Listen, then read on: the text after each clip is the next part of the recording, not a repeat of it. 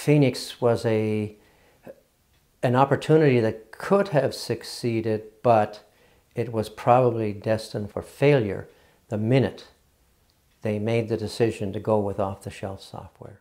The first question that I asked was, what was the experience level of the people who were working on the oversight committee?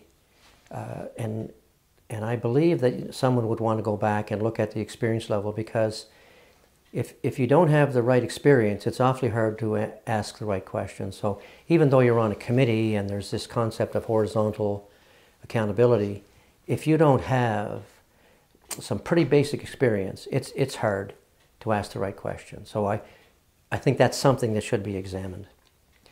The other thing is, the concept of letting people go before the new system is in and running is one that I guess, like the Auditor General, that one is almost incomprehensible for me, that somebody would do that. But the pressures within the public service sometimes for savings and so on can become a bit overpowering.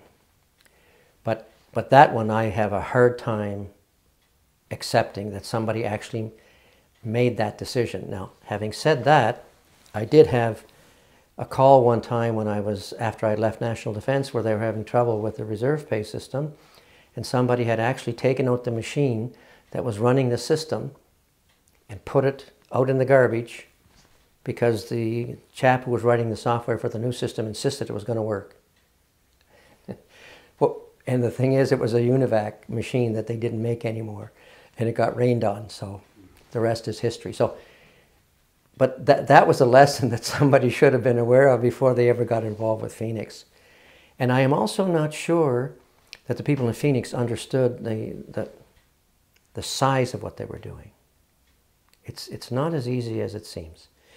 But off-the-shelf software, the first thing I did when I got to Public Works in 1990, I had been asked to go there after I had succeeded with the National Defense System, which has saved about $300 million the last 28 years.